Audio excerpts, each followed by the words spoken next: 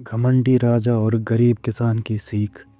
दोस्तों, अगर एक गरीब आदमी एक शक्तिशाली राजा को ऐसी सीख दे दे कि राजा का घमंड हमेशा के लिए टूट जाए तो क्या होगा।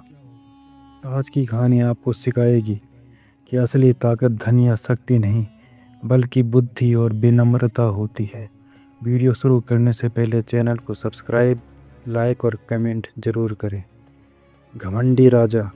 बहुत समय पहले एक विशाल राज्य में राजा विक्रमदत्त नाम का शासक रहता था। उसके पास बड़ी सेना, सोने से भरे खजाने और भव्य महल थे, लेकिन उसके अंदर एक बहुत बड़ी कमजोरी थी, घमंड। वह हमेशा कहता था, मेरे जैसे शक्तिशाली और बुद्धिमान इस दुनिया में कोई नहीं। दरबार में बैठे मंत्री और सैनिक उसकी हाँ में हाँ मिलाते थे, लेकिन राज्य के लोगों को राजा का घमंड बिल्कुल पसंद नहीं था। उसी राज्य में गोपाल नाम का एक गरीब किसान रहता था। उसके पास बहुत कम जमीन थी, लेकिन वह बहुत ईमानदार और बुद्धिमान था।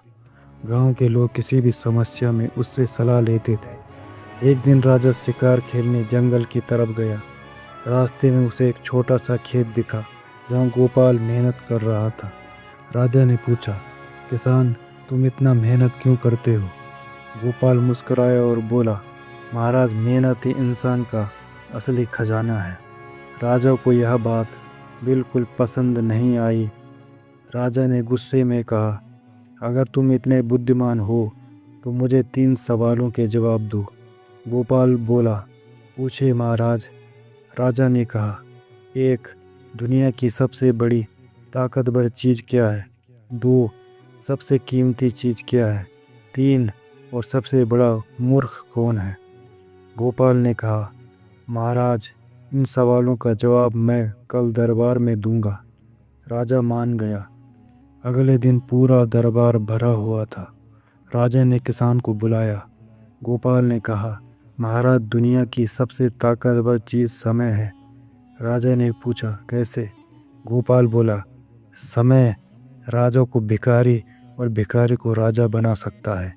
दरबार में सभी चुप हो गए। फिर उसने दूसरा जवाब दिया, सबसे कीमती चीज़ संतोष है। जिसके पास संतोष है वही असली अमीर है।